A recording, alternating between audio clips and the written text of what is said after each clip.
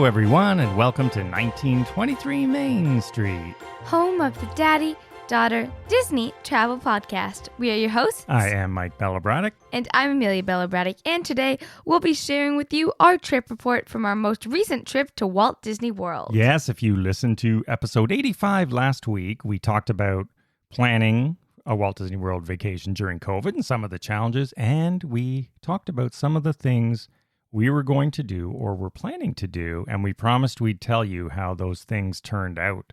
And we will do that this week on our show. So let's talk about room requests first. Now, just as a refresher, if you haven't listened to episode 85, we encourage you to do so, and you'll get some planning tips. And what happened was interesting. So we first stayed for one night in a 2-bedroom villa at the Grand Floridian because we just wanted to get that Grand Floridian feeling. Of course, our flight was delayed for 5 hours, so we were not happy about that, Air Canada, and we will be trying to get compensation because you promise compensation if it's over a 3-hour delay, and it was their fault. So we were stuck at the airport for an extra 5 hours that day. But hey, what's a Florida trip without a massive flight delay, you know? Yeah, we always get flight delays. So we didn't even arrive at the Grand Floridian. And what time was that? 7 at night. 7 at night. So that sort of foiled a lot of plans for the first day. But we arrived at the Grand Floridian. We had a really nice 2-bedroom villa. We did not make a room request for this one, and we just had a standard view. But we actually got a pretty good room. Yeah. I think we're on the top floor, facing sort of where the monorail was. So it's a really nice room. It's actually the rooms, if you've seen that stock picture that shows a monorail going by the Grand Floridian, we were right in those rooms. So it was pretty cool. Lots of nice photos from that room. So how did we start our trip? Well, the first thing we did was most people, when they start their trip, they go to the Magic Kingdom. Of course, it's the first park you go to, and we were no different. Immediately after checking in, we headed down to Main Street to get those castle photos because, I have an obsession, and I wanted to get those photos, but we did not go on any rides. Yes, if you listened to our episode last week, our whole thing for this trip was pretty much avoiding parks as much as possible. No standing in ride lines, no standing and waiting for Happily Ever After because we had a VIP tour booked for the last day. So Amelia really wanted a castle photo, so we said, let's take the walking trail from the Grand Floridian. Yeah, so they've now decided to ruin the Grand Floridian. Oh no, it's a really, really nice trail, and I'm going to post some amazing photo angles that you couldn't get before that you now can from that trail, so it's really nice. We actually took the monorail over, and how was mask compliance on the monorail? Not too bad. Not too bad. So overall, let's talk about masks first, and then we'll talk about the parks and things. So masks, as you know, at the time we're recording this and when we were there, masks are required indoors and in ride lines and on rides. Yeah. So I'd say in the places that they're required, probably 80 to 90% of people have them on in general. Even outside, it's probably about 50-50 that wear them. I'd say it's even higher. Like, let's say in Emporium, it's probably 95%. Yeah. I mean, you see a lot of people with the cheating, they keep it below their nose and all that stuff. Come on, people, just wear your mask. That's more uncomfortable. What's the point of doing that? Yeah, for the time you're in the store. But Amelia's right. Like, I was sort of struck by on Main Street, a lot of people, maybe 50%, maybe even more. I don't know. But this is outside, so you don't even have to wear them there. You don't have to. So I was actually glad to see people wearing masks outside. And your theory was because they had to bring them, well, maybe more people just wore them. Yeah, because it's more of a hassle to take them off, on, out, in. It's too much work. People are very lazy in general. But I'd say at that time, how long were we in the park? Not even half an hour. We didn't go into a store that first visit. We went into Main Street. We had a memory maker, so we took some castle shots with a PhotoPass photographer on Main Street, and then we pretty much got a popcorn and left. That was the first night. And then we walked that dreaded path. Well, we did want to get out before the Happily Ever After crowd started lining up, and it was You wanted to get out before the Happily Ever After Did you want to stand in that crowd? Yes. No. And it was getting late, so we walked back. The sun was setting, got some really great photos we'll post along with this show, and that was the first day. So I would say, well, actually, let's talk how we finished that day. So we walked back to the hotel, and one of the things we wanted to do was visit Enchanted Rose. Oh, yes. But only if we could get an outdoor patio table. So, as you recall, if you listened last week, we vowed not to eat any indoor table service dining because if you're traveling internationally like we are, you need to have COVID tests both ways. Or even some states. I'm not sure what the I'm not sure about every state, but we certainly, first of all, we don't want to catch COVID. And, Florida was leading the nation when we were there. So we were extra careful, but also we have to consider the test to go home. Yeah. So we're extra careful. So we just said, you know what? We're going to do a very different Disney vacation. No table service dining at all. Only quick service and eating outdoors. So we went to Enchanted Rose. It was probably just after 8 in the Grand Floridian. Maybe slightly later. Or but maybe later. Actually, you're right. Maybe 8:30 or closer to 9, actually. And it was jammed, like packed full. Well, not full. There were a few empty tables here and there. Yeah, but pretty full. Yeah. Certainly not empty. It looked more full than empty, let's just say that. Yeah. And it was buzzing, which was nice, but not for us. Yeah, not for COVID. Not for COVID. Well, actually, COVID probably enjoyed it. Yeah, COVID. Good one. COVID would be very happy in that environment. So we did go out to the patio, and luckily there were, I think there's maybe 6 tables on that patio. And they're all immensely spread out. Yeah, as they're well. really spread out, and 2 or 3 of them were empty. So we got a great outdoor dining table in the corner, and all the cast members serving you are masked, so that was good for us. Yeah. So there we felt comfortable unmasking, and we had, some of their fancy signature cocktails, and we tried their brisket sliders, which are awesome. And we tried their, what else do we have? We tried everything. The lobster mac and cheese, is that what it was? That I didn't try, but you and Aaron loved it. You had a flatbread, which you liked. And what was the last thing we got? Oh, truffle fries. Truffle fries, of course. That's a must-do if you go there. Yeah, they're very delicious, even for picky eaters. So that was pretty good. We felt pretty safe there, and then we went back to our room, and, it was pretty much time to go to bed. Although another thing that I do want to mention, which is just in general going to Disney in COVID, losing masks is very easy to do, which is why I then had to use a mask chain. Because even on the first night, we were walking under the path, masks just fell out of my pocket, and then we had to go search the path at like 8:30 at night in the dark when they were trying to open the bridge for the electrical water pageant to get through. That's another tricky thing. So with the new walkway, okay, so 2 things. So it was after 8:30. You're right. So if you have to wear a mask indoors. So buy a little mask chain off Amazon. They're just basically little, I don't know. They're like a glasses chain, but they're for like, mask. but they're not chain. They're made out of that same material as almost the mask loops over your ears. And then you clip it to your mask, so you can just sort of drop it down, almost like you would do, with glasses. But it's not a chain, was my point. So it's really light, and it is convenient. I ended up using one as well instead of sticking my mask in my pocket all the time. And then we did discover, because you dropped the mask, so you had to go back on the path, and then suddenly the cast members were on the bridge, and they said, okay, you can't, in a couple of, what did they say? You can't cross? 8:30. Because it's basically a lift bridge. So I was wondering how they were going to do this. So they have to lift the bridge so the electrical water pageant can get out of the canal. And then they do drop the bridge because they want it down for the happily ever after crowd, correct? Yeah, because honestly, what's the point of the walkway if not to get people out of the monorail and streaming? I wonder how busy it would be during then. We never went to find out. It would be jammed. That's why we didn't find out. And then they put it back up after that crowd has gone by. I guess they only leave it around up for 10:45. 10 minutes to get the thing in and out. Well, yeah, because they just need to scoot it out. Because I guess where else are they going to put it? So that was good. And the next day was Sunday, and already we decided let's blow off our park. Which was Epcot for that day. I say we decided, they decided. Yes, she means the parents. So I said, you know what? We had to check out as well. So we were moving to a Polynesian bungalow for the next 6 nights. We'll get to that in a moment, where we had a room request. So, actually, we'll tell that because it goes in the order. So we did check out of the Grand Floridian. So the pathway, if you're wondering, between the Grand Floridian and the Polynesian, as of this episode, is open. Yes. It was closed because they are removing those stones that have people's names engraved, and they're not even done yet, so it might be intermittently closed whenever, if you have close trips coming up. Yeah, so they did half of it.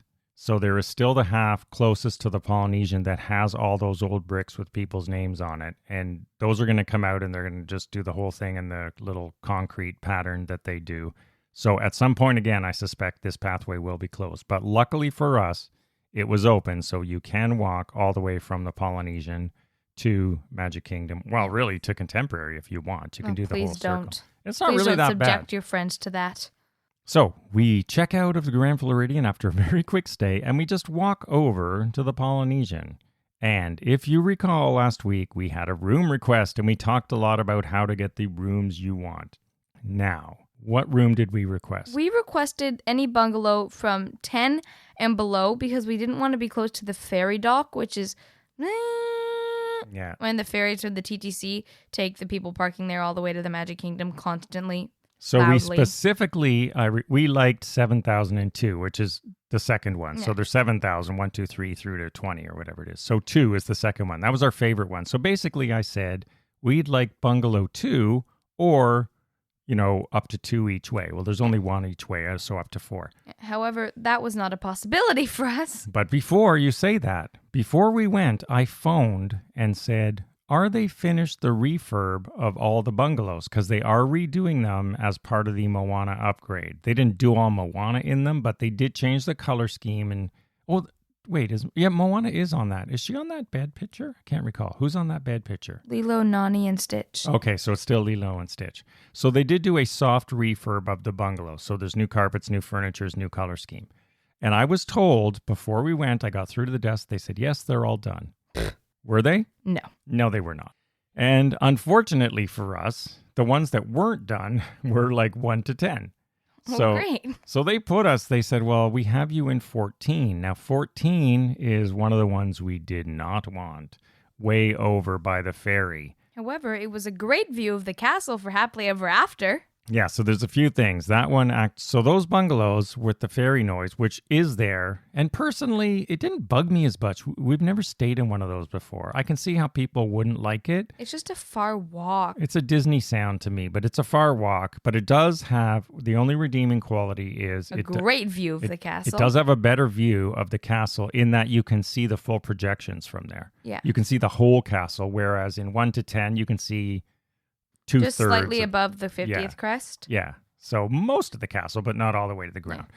So, but they said that, and I said, oh, this is still at the front desk. So this was my tip from last week. This is why we do not do advanced check-in. So we were at the front desk talking to this cast member named Quinn. I will give her a shout out. She was amazing, and we did a cast compliment for her.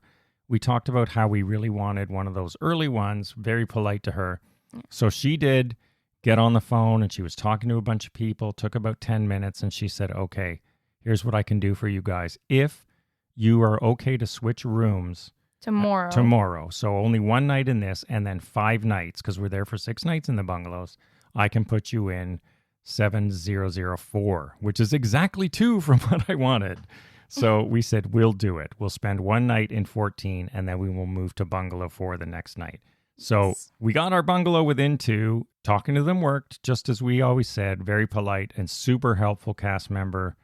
And she really helped us out. So we did stay 1 night in 14.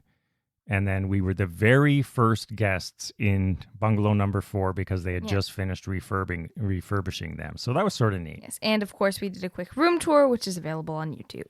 Yes, we posted it on YouTube, on our YouTube channel. So I'm you can check it out. fantastic host. Maybe I'll repost a link to it this week. All right, so let's talk about dining now.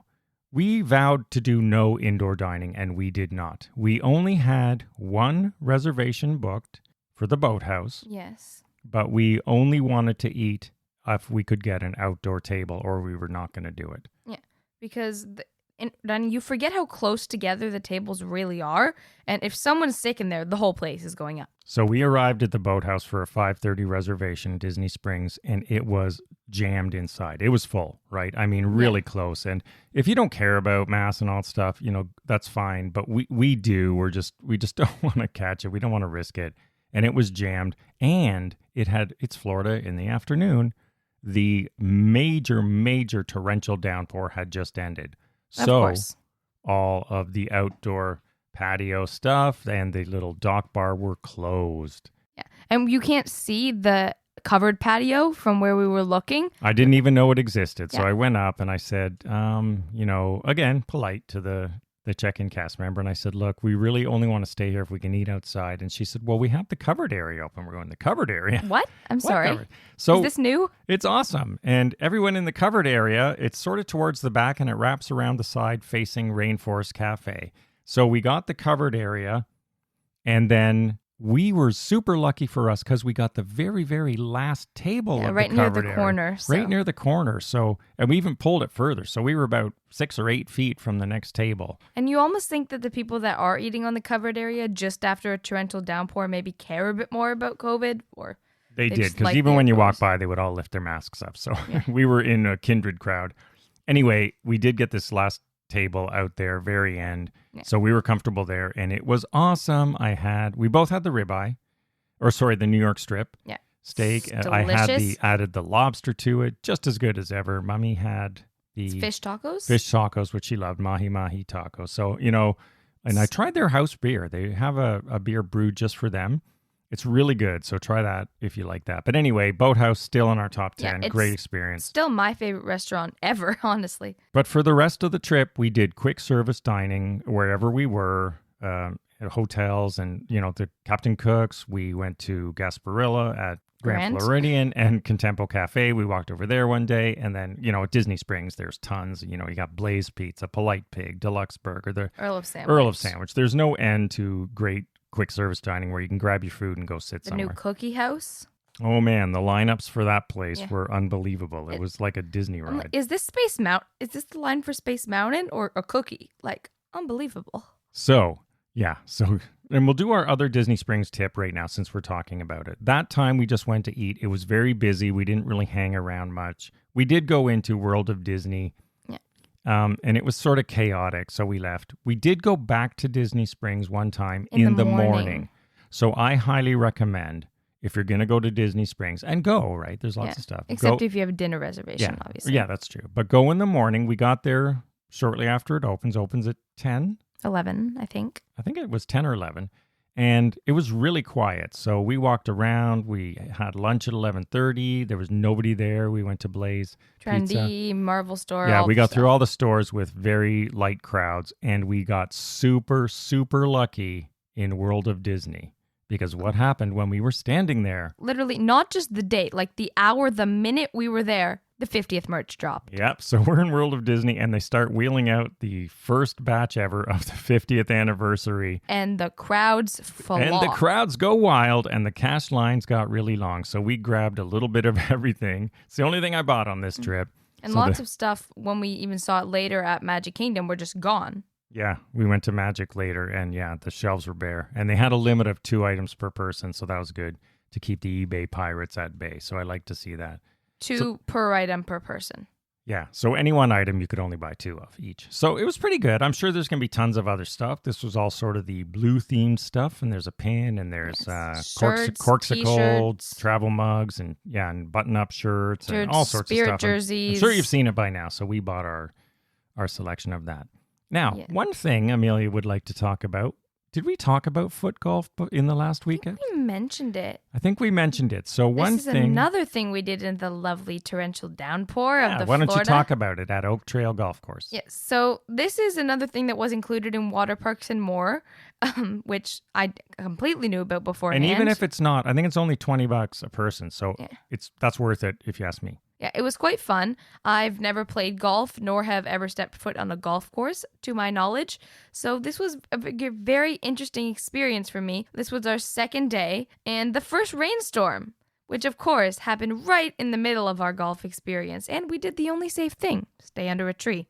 But luckily there wasn't lightning overhead or anything. The lightning stayed away from us. And we did see whoever the check-in person was on the course telling us he came out in the rain. golf cart and he said, it's up to you. It's, I think he said 9 miles away, the thunder and lightning, because as you know, that's what Disney watches for, the thunder and lightning. But he said, it's up to you if you want to stay out. He said, personally, I think it's going away. So we decided to stay out. So honestly, foot golf is super fun. All 3 of us loved it. You each get your own soccer ball. You pick your ball, different colors. It's a 9-hole course. There's pars and the holes are 31 inches. I said 27, I think, but they're actually a bit bigger. And we got a bit mixed up. Yeah, it was a little hard to follow a couple of holes where the tees and the flags were. No, it was not hard to follow a couple of the holes. It's because as the check-in person, I'm sorry, I don't know what they're called, whoever was checking us in mentioned that the few of the flags were switched. And so if you were going off the flag numbers as opposed to the map, that's how you got mixed up. Oh, so that's how we got mixed up. I was the one who suggested following the map. No one believed me. Okay. But as usual, But was anyway, it was super duper fun. Yes. I mean, a lot of fun. And It's only fun because you won. Yeah, but you got, and silly me, I said, okay, whoever wins the 9th hole wins the whole match. So Amelia, this is the time she decides to become some soccer legend, and she pars the hole. Excuse me? Par 3. I mean, you sank. It was par 4. A par 4, whatever. Oh, you birdied the hole. Yeah. You sank like Excuse a me. 20 putt with your foot and a soccer ball. And let me tell you, it's not as easy with a soccer ball in your foot. Well, it's not easy with a putter either, but whether you're good or not, it's a lot of fun. And we saw kids on other holes just sort of kicking it all the way down the course. I But heard you know 27, what? 28, Yeah. 29, It's 30. a great walk. It's a beautiful nature trail, really, if you never get out on a golf course. So foot golf, highly recommended. Nobody around you. Great distance thing to do. I recommend it at Oak Trail. We didn't see any alligators, but you might. Yeah, there were some around, he said. Obviously, you don't go into ponds there. Any golfer at Disney will tell you if you drop a ball in a pond, you leave it and you just move on. So foot golf, totally recommended. We will definitely do it again. Lots of fun. Let's talk about the parks generally.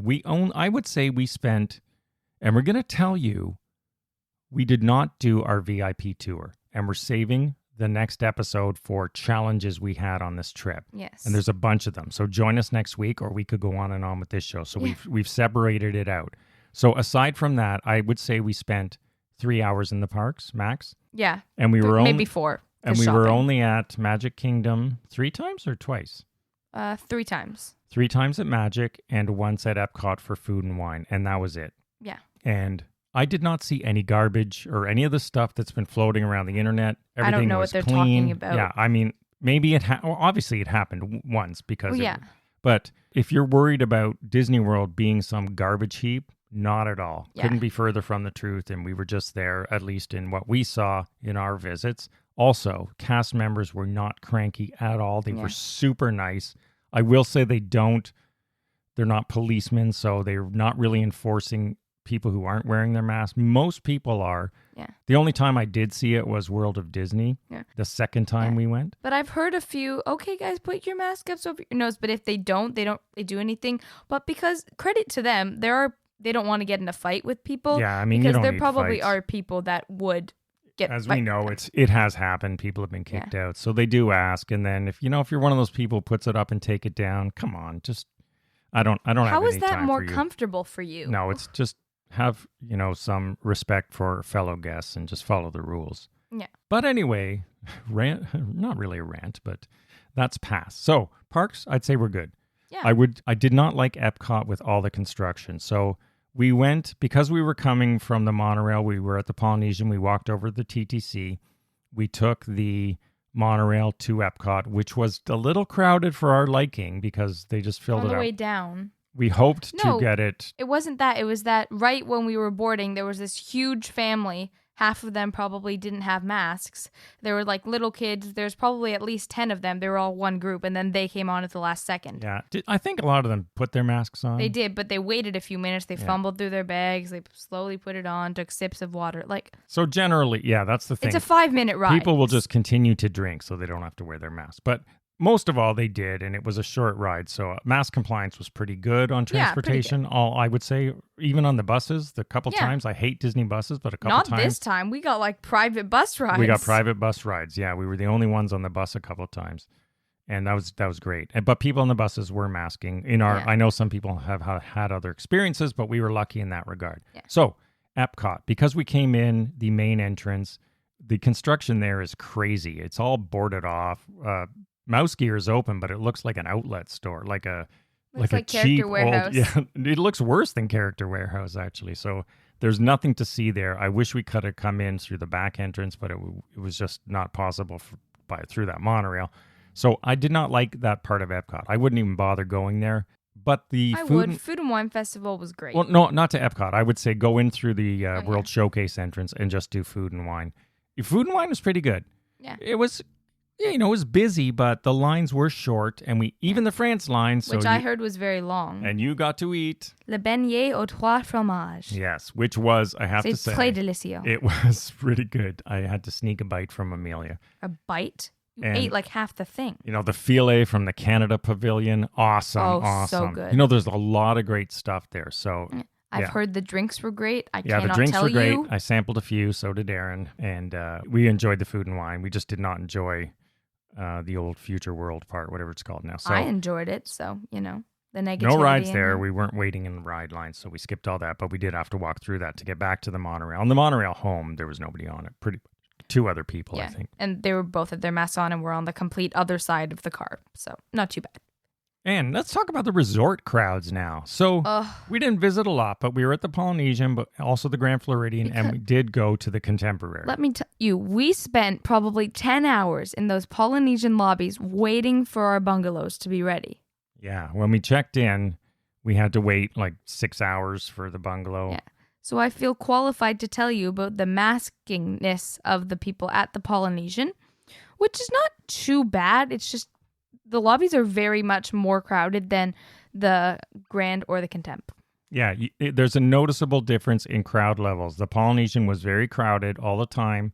Most noticeable difference in mask levels also. Yeah, whereas the Grand Floridian, far less crowded, and Contemporary, far less crowded. But the Contemporary is under major construction, right? There's all, from the inside, it's all sort of fabric all the way up. It doesn't look great. And the outside's all scaffolding and fabric. They're doing those room upgrades to those new monorail rooms. So it's pretty much a construction zone there, and lots of noise. So if you're going to stay there, just know in the next week or whenever, it's under construction. Can you even stay there? Yeah, it's open, but it's under construction.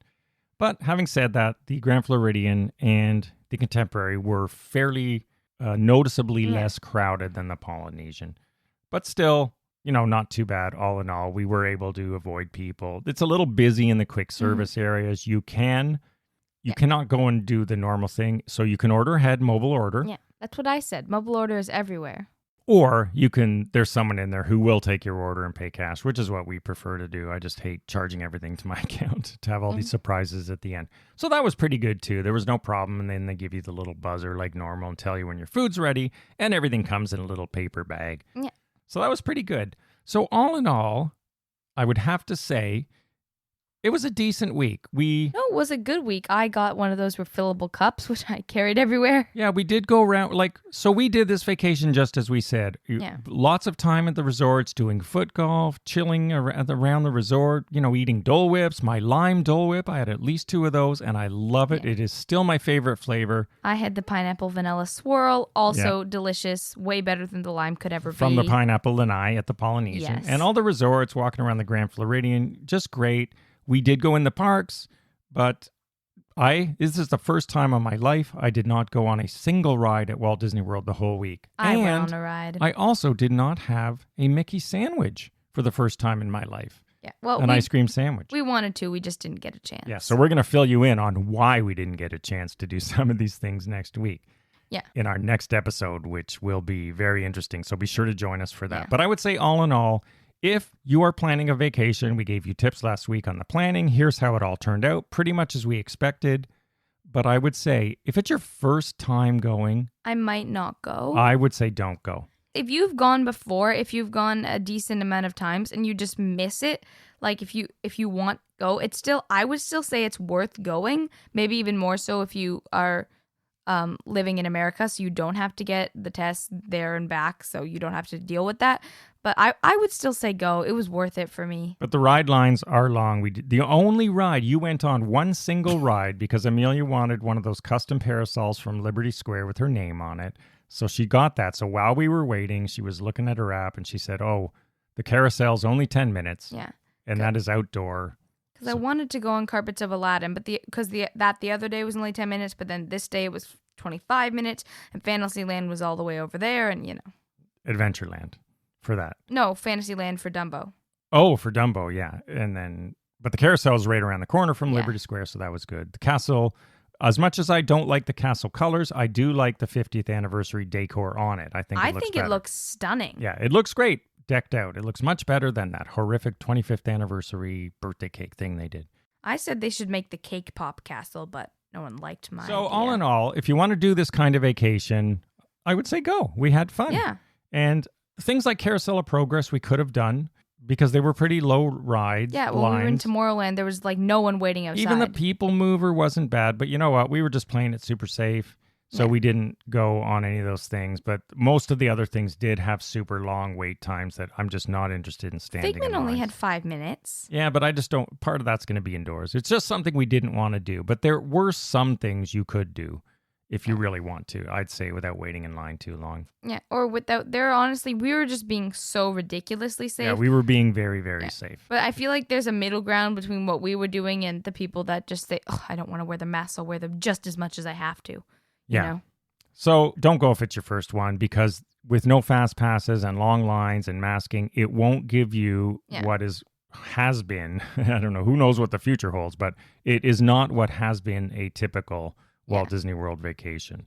So that's just our recommendation. Of course, do what you want, but you've heard our experiences. Unless you are prepared that that you could very well have a much better experience the next time you go. All right, so we've gone through a lot of our trip report from our trip, which was August 7th to August 14th, in case you're wondering, 2021. And next week, we will tell you about some of the things that did not go right and what happened. And who we blame. And who we blame and who did a great job for us and what to watch out for. So these are the really interesting stories. So be sure to join us next week for episode 87. So we hope you enjoyed this one. We hope you have a great vacation if you go and a magical week this week. Follow along at 1923 Main Street, and we will see you again next week. Bye-bye.